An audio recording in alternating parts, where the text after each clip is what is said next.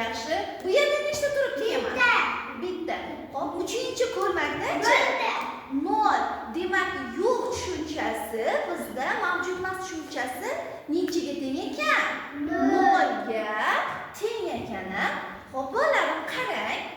Bitta bananamiz bor edi.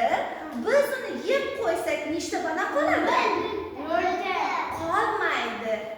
Demak, o'sha bizda qolmagan raqam nechi bo'lar ekan? 0 bo'lar ekan. Mustafa, ikkita olmang bor edi, ikkitasini ham yeb qo'yding. Nechta qoldi? 0. Botirjon, 3 ta muz qaymog'ing bor edi, uchalasini ham yeb qo'yding.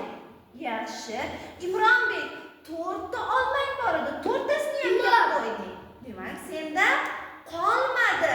Qolmagan narsani biz nima bilan ifodalaymiz? Bilan ifodalaymiz. Xo'p, Fotimaxon, sizda bir dona shirinlik bor edi. Shirinligingizga men sizga umuman shirinlik bermasam, sizda nechta shirinlik bor? Yaxshi. Muksinaxon, ikkita shokoladingiz bor edi. Sizga men shokolad bermasam, nechta bo'ladi sizda? 2 ta. Qarang, sizda ikkita shokolad bor edi. Men sizga bermadim. Nechta shokolad qolyapti?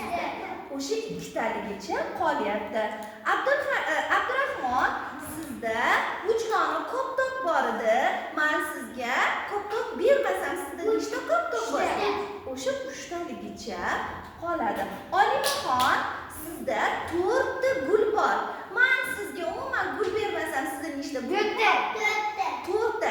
Demak, sizda nechta gul bo'lsa, men sizga umuman bermasam nima bo'lar ekan? O'sha raqam saqlanib qolar ekan. Qarang. Birinchi likopchada 2 dona pomidor bor ekan. Ikkinchi likopchada esa yo'q ekan.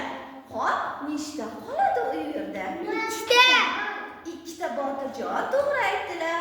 Olimaxon, agar sizdagi mavjud olmalarga men hech qanday olma qo'shmasam, o'sha sizda avval nechta olgan bo'lsa, o'sha bo'yicha nima qilar ekan? 2 ta olar ekan.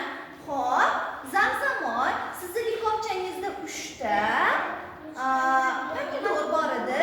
Uchalasini salat uchun ishlatdingiz. Sizda nechta qoldi?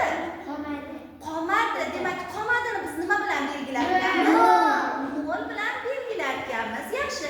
Abdulloh, aytingchi, sizni yangi yil archangizda birinchi archada, qarang, sizda 4 dona archa o'yinchog'i bor ekan. Xo'p, Muhammadxonnikini archasida esa o'yinchog'i yo'q ekan. Aytingchi, sizni archangizda o'yinchoq ko'pmi, Muhammadxonnikidami?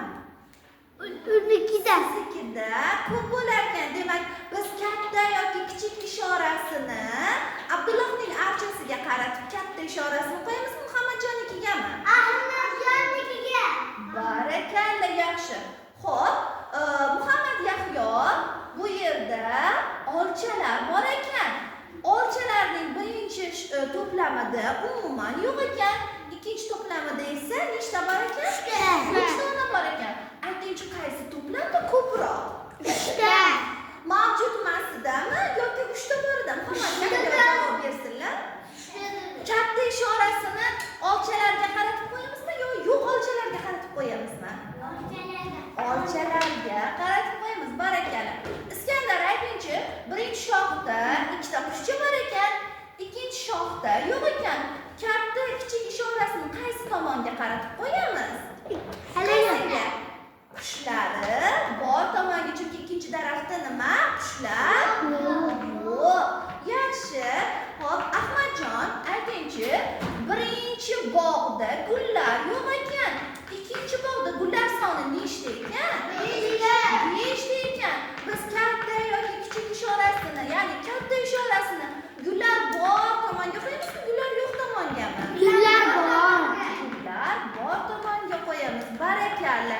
Hop, bugun o'zimizga qarsak chalamizmi, chalmaymizmi?